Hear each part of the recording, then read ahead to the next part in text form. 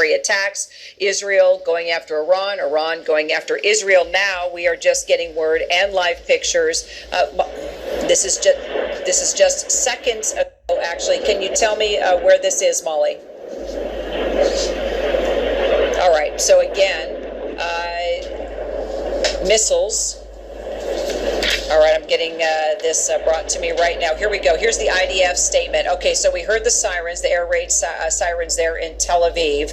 And now the IDF is saying they've identified this new launch of missiles from Iran toward Israel. The IDF going on to say it has finished a set of strikes in Tehran on infrastructure sites of the Iranian nuclear weapons project and fuel tankers. And now we are seeing retaliatory strikes once again. We had a feeling, Steve, you and I were talking yesterday when this was happening in the night. Here we go again. Yeah, what we're seeing here, Kira, is you're seeing inbound ballistic missiles coming into the Tel Aviv area as the interceptors, the Iron Dome, the David Sling, the Arrow, various altitudes are going up to intercept these missiles. So you'll see the flash where they actually intercept the Iranian missiles. Sometimes they'll actually get through. Some of the impacts that we've seen in Tel Aviv where perhaps the missile was nicked, but it didn't destroy the warhead. So some of the casualties we've seen, apparently one of these missiles landed in an city neighborhood in Israel tonight and caused some casualties. But this is what it looks like. This is the future. This is missile on missile, high technology, the ability to defend a country. This is what President Trump hopes for with the Golden Dome idea. Obviously, Israel is much smaller.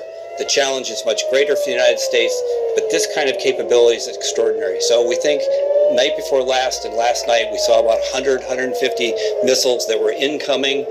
Probably about 10 of them got through, so pretty extraordinary to be able to have only a 10% rate, but it's obviously going to have an effect. We also saw some pictures earlier of essentially the Israelis taking the gloves off, as Ty and I were talking about. The Israelis have hit infrastructure, oil infrastructure. We're seeing oil depots within Tehran burning, massive fires. They've hit gas fields and gas processing fields. So this is escalating very quickly, because if it goes to the point where you're going to have the Iranians targeting civilian areas where the Israelis are going to go after the critical infrastructure, the oil, the gas, the lifeblood of the Iranian economy, this war is ramping up quite quickly. We've also seen one last very important point is that the Israelis have said that Ayatollah Khomeini is not out of bounds.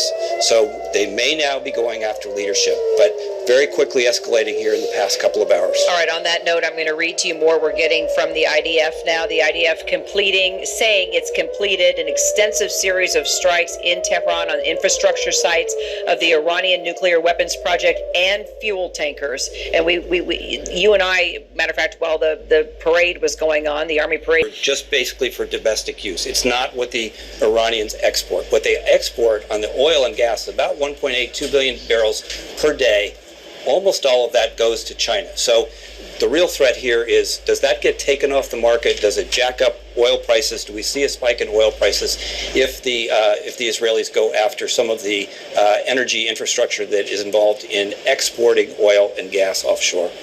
Looks like here that basically all of central Israel right now, the IDF is putting out this post, millions of Israelis currently running for shelter as sirens sound, and that we're just kind of tracking. I can even show this to you. These are all the areas it looks like being impacted right now.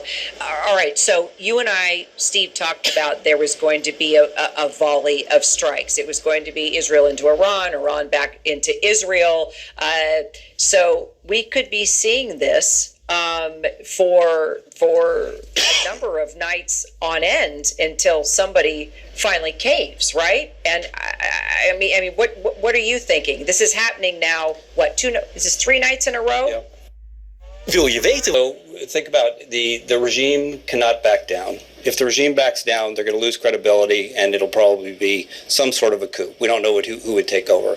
On the other hand, you also have these kinds of strikes that are going to cripple the economy. The Israelis 2 days ago said, if you target civilian areas within Israel. The June 13th, 2025 Iran's growing missile capabilities and its willingness to directly confront Israel's air defenses. The breach of the Iron Dome and the strike near the Defense Ministry headquarters in Tel Aviv sent a powerful message, both militarily and psychologically.